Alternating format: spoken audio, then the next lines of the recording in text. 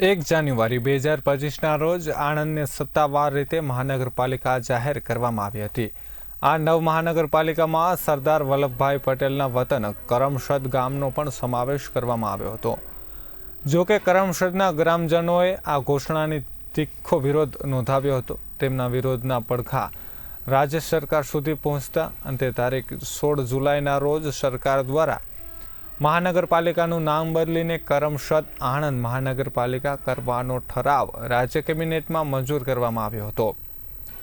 આ ઘટના બાદ માત્ર 10 દિવસ જ ગયા છે ત્યારે આજે મુખ્યમંત્રી ભૂપેન્દ્ર પટેલે આણંદ જિલ્લાના નાવલી ખાતે નવનિર્મિત એનસીસી એકેડમીનું ઉદ્ઘાટન કરવા માટે પધાર્યા હતા। મુખ્યમંત્રીના સ્વાગત માટે મહાનગરપાલિકા દ્વારા શહેરના વિવિધ વિસ્તારોમાં વિશાળ કદના હોર્ડિંગ્સ લગાવવામાં આવ્યા હતા, પરંતુ આ હોર્ડિંગ્સમાં માત્ર આણંદ મહાનગરપાલિકા લખી કરમસદ આણંદ મહાનગરપાલિકા તરીકે નામનો ઉલ્લેખ કરવાનો ભૂલાઈ ગયો હતો, જે ગંભીર છબરડો સાબિત થયો છે। માત્ર 10 દિવસના અંદર જ નવો નામ ગાયબ થઈ જતા નગરજનો અને કરમસદના રહેવાસીઓમાં અચરજ અને નારાજગી જોવા મળી છે।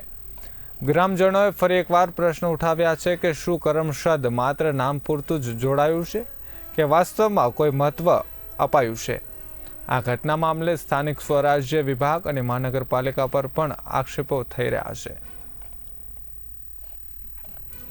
આજે ગુજરાતના મુખ્યમંત્રી ભૂપેન્દ્રભાઈ પટેલ આણંદની મુલાકાતે આવ્યા અને ત્યારે તેમણે અને એમની પાર્ટીએ ફરી છબરડો માર્યો। સૌથી પહેલો છબરડો તો કરમસદ જે સરદાર વલ્લભભાઈ પટેલનું વતન ગામ કરમસદ જે છે એને આણંદ મહાનગરપાલિકામાં ભેળવીને નેસ્તોનાબૂદ કરી દીધું। ત્યારબાદ એમણે 4 મહિના પછી વિશ્વગુરુ પ્રધાનમંત્રીના હાથે રેલવે સ્ટેશનનું ઉદ્ઘાટન કરીને બીજો છબરડો માર્યો।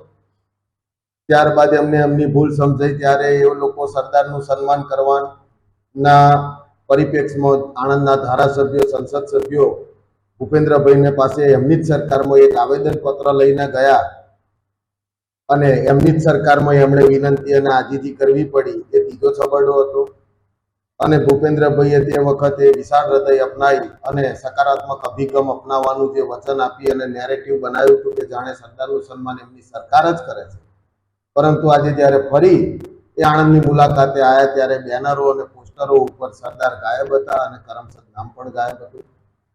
તો આ સરકાર વારે વારે વચનોથી ફરી જાય છે અને પ્રજા સાથે અને સરદાર સાથે વારે વારે દગો અને ધોખાધડી કરે છે। તો અમારી જે માંગણી છે હાલ પણ મક્કમ જ છે કે ભાઈ કરમસદ અમારું ગામ સ્વતંત્ર રાખો, એની સાથે વિદ્યાનગર અને આસપાસના જે ગામડાઓ છે એને પણ સ્વતંત્ર કરો, ખેતી ખેડૂત અને ગામડાઓને બચાવો। એની જે માંગણી છે એ અતિ છે અને કાયમની રહેશે।